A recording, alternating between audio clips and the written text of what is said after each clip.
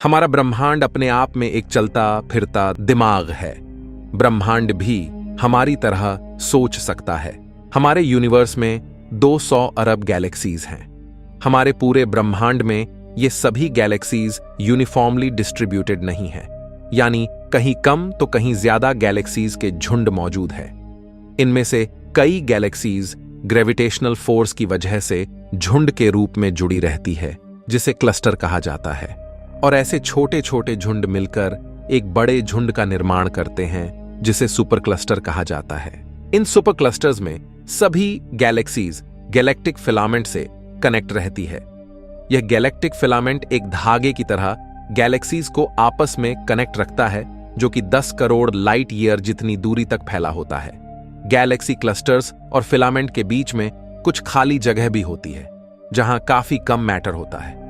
इस तरह large scale पर यूनिवर्स हमें एक कॉस्मिक वेब की तरह दिखाई देता है। लेकिन यहां आकर एक ऐसी चीज पता चलती है जिसने वैज्ञानिकों को चौंका दिया। दोस्तों, जब वैज्ञानिकों ने इस कॉस्मिक वेब को लार्ज स्केल पर ऑब्जर्व किया, तो वैज्ञानिकों ने देखा कि इसकी संरचना बिल्कुल हमारे दिमाग से मिलती है। जिस तरह हमारे दिमाग में सभी न्यूरॉन्स एक दूसरे से कनेक्ट होकर एक वेब का निर्माण करते हैं, उसी तरह यूनिवर्स भी ऐसी ही संरचना बनाता है। अब इसे देखकर वैज्ञानिक हैरान है कि आखिर यह पूरा ब्रह्मांड हमारे दिमाग की अंदरूनी संरचना के जैसा ही क्यों दिखाई देता है, यानी एक ऐसी चीज जो किसी ने इमेजिन भी नहीं की। ऐसे में यह सवाल उठता है कि क्या हम किसी बड़े कॉस्मिक जीव के दिमाग में रहते हैं? आप यह जानकर हैरान हो जाएंगे कि हमारे यूनिवर्स में सबसे कॉम्प्लेक्स चीज हमारा ब्रेन है। यह इतना कॉम्प्लेक्स है कि आज हम अपने यूनिवर्स के बारे में बहुत कुछ जानते हैं, लेकिन ह्यूमन ब्रेन के बारे में 1% भी नहीं। ऐसे में यह सवाल और गहरा हो जाता है कि आखिर यूनिवर्स हमारे दिमाग की ही तरह क्यों दिखाई दे रहा है? आखिर यूनिवर्स हमें क्या बताना चाहता है? इस वजह से इस बात की तहकीकात करने के लिए 2020 में एक एस्ट्रोफिजिसिस्ट फ्रैंको वाजा और एक न्यूरोसाइंटिस्ट अल्बर्टो फेलेटी ने काफी गहराई से इस पर रिसर्च की, जिसमें उन्हें हमारे ब्रेन और यूनिवर्स में काफी समानताएं मिली। यह वैज्ञानिकों के लिए काफी शॉकिंग था। इस रिसर्च में बताया गया कि हमारे दिमाग के 1 मिलीमीटर एरिया में और ब्रह्मांड के 30 करोड़ प्रकाश वर्ष जितने एरिया की स्ट्रक्चर एक दूसरे से मेल खाती है। यानी अगर ब्रह्मांड एक काफी बड़ा दिमाग है, तो गैलेक्सीज उस दिमाग का एक न्यूरॉन है। ऐसे में वैज्ञानिक इस संभावना को लेकर भी सोचने लगे कि कहीं ब्रह्मांड में दिखने वाली गैलेक्सी हमारे दिमाग के एक न्यूरॉन का ही प्रोजेक्शन तो नहीं, यानी कहीं हमारा दिमाग ही ब्रह्मांड की एग्जिस्टेंस के भ्रम को तो पैदा नहीं कर रहा। वहीं वैज्ञानिक और चौंक गए जब उन्हें पता चला कि हमारे दिमाग में 69 बिलियन न्यूरॉन्स हैं और यूनिवर्स में मौजूद गैलेक्सीज की संख्या 200 अरब है। चौंकाने वाली बात यह है कि ये सभी न्यूरॉन दिमाग के पूरे हिस्से का 30% भाग है, और वहीं ये गैलेक्सीज भी पूरे यूनिवर्स के मास का 30% ही है, जो कि बिल्कुल बराबर है। अब जिस तरह दिमाग के सभी न्यूरॉन्स एक दूसरे से कनेक्टेड है और एक दूसरे को इंफॉर्मेशन ट्रांसफर करते हैं, उसी तरह ब्रह्मांड के इस कॉस्मिक वेब में मौजूद गैलेक्सीज जिस गैलेक्टिक फिलामेंट से जुड़ी है, उसके माध्यम से एक गैलेक्सी से दूसरी गैलेक्सी में मैटर ट्रांसफर होता है। हमारे दिमाग में एक एक node on an average 4 connections बनाता है। वहीं कॉस्मिक वेब में मौजूद गैलेक्टिक नोड भी 4 से 5 कनेक्शंस बनाता है। दोस्तों, यह सब देखकर वैज्ञानिकों का दिमाग तो चकराना ही था, और यह ऑब्जर्वेशन कुछ ऐसी संभावनाओं और सवालों को खड़ा करता है जिसे सुनकर आपको यकीन नहीं होगा। यानी, क्या ब्रह्मांड भी हमारी तरह सोच सकता है? क्या ब्रह्मांड में भी हमारी तरह कॉन्शियसनेस है? क्या हमारी कॉन्शियसनेस ब्रह्मांड की वजह से पैदा होती है? अगर ब्रह्मांड सच में एग्जिस्ट नहीं करता और यह हमारे दिमाग का प्रोजेक्शन है, तब क्या हम खुद ही ब्रह्मांड है? अगर ब्रह्मांड किसी दूसरे जीव का दिमाग है, तो वह जीव कौन है? क्या वह हमसे सुपर इंटेलिजेंट बीइंग है? क्या वह हमारी तरह ही एक इंसान है, या वह किसी दूसरे जानवर का दिमाग है? अगर ब्रह्मांड एक दिमाग है, तो यह एक डेड ब्रेन है या अलाइव? इसे और अधिक समझने के लिए हमें अपने दिमाग और ब्रह्मांड की ओर भी समानताएं और असमानताएं देखने की जरूरत है। अगर हम समानताओं की बात करें तो ऐसी कई समानताएं हैं जो हमें सोचने पर मजबूर करती हैं कि आखिर हमारे डेली लाइफ में मौजूद चीजों में, सूक्ष्म दुनिया में और यूनिवर्स में इतनी समानताएं क्यों हैं? जैसे कि एटम और सोलर सिस्टम की स्ट्रक्चर, गैलेक्सीज में मौजूद तारे, यूनिवर्स में मौजूद गैलेक्सीज, हमारे शरीर में मौजूद कोशिकाएं, कोशिकाओं में मौजूद एटम्स की संख्या लगभग 10 to the power 11 से लेकर 10 to the power 14 यानी लगभग एक समान ऑर्डर के नंबर में मौजूद है। दिमाग का 70% भाग पानी है और ब्रह्मांड में 70% भाग डार्क एनर्जी है। इस वजह से ऐसे सवाल वैज्ञानिकों के मन में है कि क्या हम सब और सभी स्टार्स, गैलेक्सीज मिलकर किसी जायंट लिविंग बीइंग के शरीर का निर्माण कर रहे हैं? दोस्तों, अब यूनिवर्स हमें यह सोचने पर मजबूर कर रहा है कि यह ब्रह्मांड तो किसी लिविंग बीइंग का जायंट ब्रेन है, जो शायद हमारी तरह और भी बड़े यूनिवर्स में यानी अपनी दुनिया में मस्ती कर रहा है। लेकिन जिस तरह हमारे ब्रेन में होने वाली फास्ट प्रोसेसिंग स्पीड की वजह से हम अपने सारे काम कर पाते हैं, क्या उसी तरह वह जायंट इंसान कर पाएगा? अगर आपके ऊपर कोई अटैक करता है तो आप तुरंत अपना बचाव करते हो। इस तुरंत होने वाले एक्शन के पीछे आपके शरीर में काफी तेज प्रोसेसेस हो रही है, जो कि सेकंड के 100वें हिस्से में हो जाती है। जैसे कि ब्रेन द्वारा सिग्नल देना कि आपको हाथ उठाकर खुद को बचाना है, उसके लिए आपके अंदर कंटिन्यूअस एनर्जी की सप्लाई होना, आपकी सेल्स में एनर्जी का प्रोड्यूस होना, आपके ब्रेन द्वारा चीजों को अंडरस्टैंड करना, यह सब तभी तेजी से हो सकता है जब हमारे अंदर की प्रोसेसेस कुछ मिली सेकेंड्स में ही हो। इसी तरह इस यूनिवर्सल लिविंग बीइंग की हरकतें भी इतनी तेजी से होने चाहिए।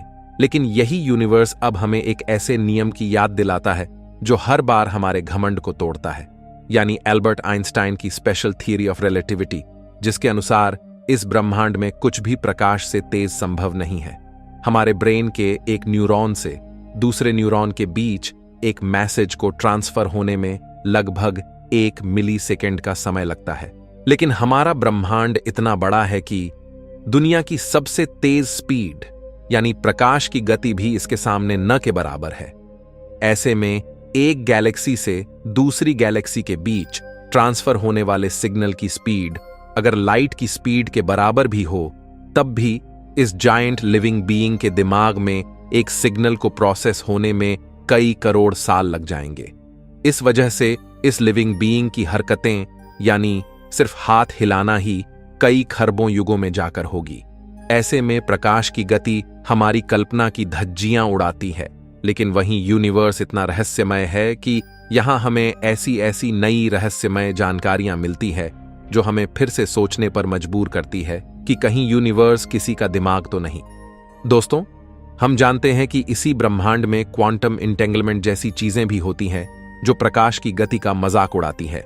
वैज्ञानिक हैरान है कि 2 एंटेंगल पार्टिकल्स जो एक दूसरे से खरबों प्रकाश वर्ष दूर है, आखिर उनके बीच में इंफॉर्मेशन इंस्टेंटली कैसे ट्रांसफर हो जाती है। ऐसे में कुछ लोग यह भी मानते हैं कि इस जायंट लिविंग बीइंग के बीच की इंफॉर्मेशन इस तरह इंस्टेंटली भी ट्रांसफर हो सकती है जिससे वह सोच सकता है और तुरंत एक्टिविटीज कर सकता है। लेकिन दोस्तों, इन रियलिटी गैलेक्टिक फिलामेंट से जो मैटर 2 गैलेक्सीज के बीच ट्रांसफर होता है, उसकी स्पीड प्रकाश के मुकाबले ही काफी कम है। यहां पर कुछ रिसर्चर्स का मानना है कि हो सकता है कि यह मैटर वो इंफॉर्मेशन नहीं है, बल्कि इंफॉर्मेशन किसी दूसरी फॉर्म में ट्रांसफर होती हो। एल्बर्ट आइंस्टाइन के स्पेशल थ्योरी ऑफ रिलेटिविटी के अनुसार हम यह भी जानते हैं समय भी रिलेटिव होता है, यानी इस लिविंग बीइंग के जिस समय को हम करोड़ों युग का महसूस करते हैं, संभव है कि उसकी फ्रेम ऑफ रेफरेंस में वह समय उसके लिए 1 सेकंड जितना ही हो। पर समय का रिलेटिव होना भी स्पीड और ग्रेविटी पर डिपेंड करता है। एल्बर्ट आइंस्टाइन के अनुसार कोई भी ऑब्जेक्ट स्पेस के अंदर प्रकाश से तेज गति नहीं कर सकता, लेकिन यह नियम स्पेस पर अप्लाई नहीं होता। स्पेस किसी भी स्पीड से मूव कर सकता है। अगर यूनिवर्स एक लिविंग बीइंग है तो वह इस स्पेस टाइम से परे होगा। ऐसे में उसकी मूवमेंट पर यह नियम लागू नहीं होगा। हो सकता है कि जिस यूनिवर्स का भाग वह लिविंग बीइंग है, उस यूनिवर्स के नियम अलग हो, वहां लाइट की स्पीड की वैल्यू कुछ अलग हो। दोस्तों, मान लीजिए कि यह बात सच है कि यूनिवर्स किसी लिविंग बीइंग का दिमाग है। ऐसे में एक बहुत बड़ा सवाल खड़ा होता है कि आखिर कॉन्शियसनेस क्या है। अगर वह लिविंग बीइंग कॉन्शियस है, तब उसकी कॉन्शियसनेस कैसे पैदा होती है। वैज्ञानिकों के अनुसार हमारे अंदर कॉन्शियसनेस हमारे दिमाग के न्यूरॉन्स के बीच होने वाले इंटरेक्शन की वजह से पैदा होती है। तो क्या उसी तरह इस लिविंग बीइंग के अंदर मौजूद कॉन्शियसनेस भी उसके ब्रेन की इमर्जेंट प्रॉपर्टी है? वैज्ञानिकों के अनुसार कॉन्शियसनेस हमारे यूनिवर्स की फंडामेंटल प्रॉपर्टी भी हो सकती है।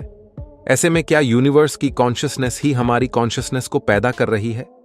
लेकिन दोस्तों, ऐसा तो तब होगा जब ये यूनिवर्स रियल हो, क्योंकि एक पॉसिबिलिटी ये भी है कि जिस यूनिवर्स को हम देख रहे हैं, हो सकता है वह हमारे दिमाग का ही प्रोजेक्शन हो, क्योंकि हमारे सारे एक्सपीरियंसेस दिमाग की वजह से ही है। अगर दिमाग नहीं है तो हमारी एग्जिस्टेंस भी नहीं। ऐसे यूनिवर्स का होना ना होना भी हमारे लिए मैटर नहीं करेगा। तो क्या यूनिवर्स हमारे दिमाग का प्रोजेक्शन भी हो सकता है? क्योंकि जब वैज्ञानिकों ने देखा कि एक गैलेक्सी एक न्यूरॉन को रिप्रेजेंट कर रही है, ऐसे में कहीं हमारा दिमाग हमें अपने न्यूरॉन को ही गैलेक्सी की तरह तो नहीं दिखा रहा। अगर दिमाग न्यूरॉन को गैलेक्सी की तरह दिखाता है, तो बाकी सभी स्टार्स, प्लैनेट्स, पृथ्वी, चांद, हमारी दुनिया, सब एटॉमिक पार्टिकल्स क्या है? जिस तरह कॉस्मिक बीइंग के दिमाग में एक यूनिवर्स एग्जिस्ट कर सकता है, उसी तरह क्या हमारे दिमाग में भी एक यूनिवर्स है या मल्टीवर्सेस? फिलहाल इस सवाल का कोई जवाब नहीं, क्योंकि हम सिर्फ कल्पना के समुद्र में गोता लगा रहे हैं। पर ब्रह्मांड के समुद्र में डाइव करने पर हमारी कल्पना को फिर से कई बड़े सवालों का सामना करना पड़ता है। जहां हमने ब्रह्मांड और दिमाग की कई सिमिलैरिटी देखी, वहीं कुछ ऐसी असमानताएं भी हैं जो हमें कहती हैं कि गालिब दिल को खुश करने के लिए ख्याल अच्छा है, यानी हम गलत हैं। दोस्तों, हम जानते हैं कि हमारा यूनिवर्स काफी तेजी से एक्सपैंड हो रहा है, लेकिन वहीं हमारा दिमाग और उसमें मौजूद न्यूरॉन्स का जाल बिल्कुल स्थिर है, वह एक्सपेंड नहीं कर रहा है। जहां हमारे ब्रह्मांड की सभी 200 अरब गैलेक्सीज एक दूसरे से कनेक्टेड नहीं है, वहीं दिमाग के सभी 70 अरब न्यूरॉन एक दूसरे से कनेक्टेड है। दूसरी तरफ जैसे जैसे यूनिवर्स एक्सपेंड कर रहा है, वैसे वैसे गैलेक्सीज के बीच के कनेक्शंस भी टूट जाएंगे। ऐसे में यह तथ्य हमें सोचने पर मजबूर करता है कि आखिर सच्चाई क्या है? आखिर ब्रह्मांड और दिमाग में इतनी समानताएं क्यों हैं फिर? एक अमेरिकी वैज्ञानिक सेबिन हॉसेनफेल्डर के अनुसार हम इस पॉसिबिलिटी को फिर भी एक बार के लिए कंसिडर कर सकते हैं, क्योंकि यह रहस्यमय यूनिवर्स हमें एक ऐसे इंटरेस्टिंग कॉन्सेप्ट के बारे में बताता है जो आपके दिल को नहीं तोड़ेगा, यानी यूनिवर्स में मौजूद कुछ नॉन लोकल कनेक्शंस। इसका मतलब है कि स्पेस में मौजूद एक पॉइंट अपने से खरबों प्रकाश वर्ष दूर किसी दूसरे पॉइंट से कनेक्ट भी हो सकता है। यानी जिस यूनिवर्स को हम काफी बड़ा मानते हैं, उसके अंदर कुछ इस तरह के खरबों खरब नॉन लोकल कनेक्शंस हो सकते हैं जो इसे हर जगह कनेक्ट करते हो। यानी इसके माध्यम से कोई इंफॉर्मेशन ब्रह्मांड के एक कोने से अरबों अरब प्रकाश दूर मौजूद दूसरे कोने तक इंस्टेंटली पहुंच सकती है। एक वैज्ञानिक ली स्मोलिन के अनुसार यूनिवर्स में ऐसे 10 to the power 360 local connections हो सकते हैं। यानी भले ही यूनिवर्स फैल रहा हो, गैलेक्सीज एक दूसरे से फिर भी कनेक्टेड हो सकती है। 2019 में द एस्ट्रोफिजिकल जर्नल में छपी रिसर्च के अनुसार वैज्ञानिकों ने एक ऐसी चीज ऑब्जर्व की जो इन नॉन लोकल कनेक्शंस के होने की गवाह बनती है।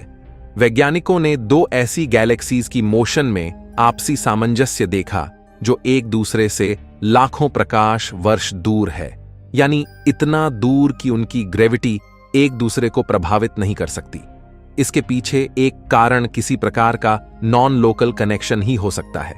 वहीं 2014 में यूरोपियन ऑब्जर्वेटरी ने यह अनाउंस किया कि उन्होंने एक दूसरे से काफी दूर मौजूद 2 सुपरमैसिव ब्लैक होल्स के बीच विचित्र अलाइनमेंट देखा है। साथ ही 2 क्वासार्स के बीच भी एक सामंजस्य देखा है जो एक दूसरे से काफी दूर है। यह सब तभी संभव है जब यूनिवर्स में छोटे छोटे वर्म होल्स जैसे नॉन लोकल कनेक्शंस मौजूद हों। ऐसे में अगर universe in non local connections से कनेक्टेड है, तो ब्रह्मांड में मौजूद कनेक्शंस ब्रेन से भी करोड़ों गुना ज्यादा कनेक्टेड होंगे। यानी अगर ब्रह्मांड एक ब्रेन है, तो यह हमसे काफी ज्यादा कॉम्प्लेक्स होगा और काफी ज्यादा पावरफुल होगा, जिसे हम इमेजिन नहीं कर सकते।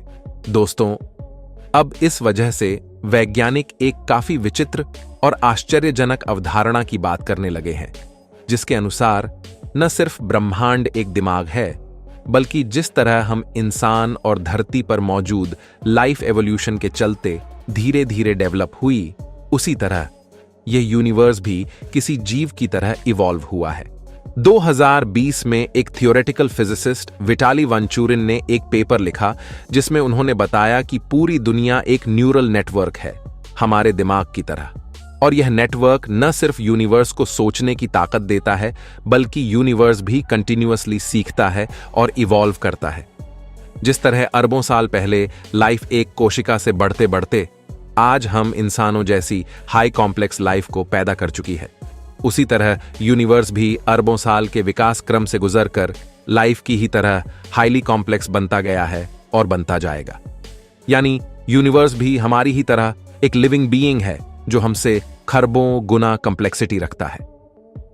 वैज्ञानिकों के अनुसार नेचुरल सिलेक्शन और क्रमिक विकास न सिर्फ जानवरों में होता है, बल्कि सूक्ष्म क्वांटम दुनिया से लेकर कल्पना से परे विशाल यूनिवर्स में भी लगातार इवोल्यूशन चल रहा है।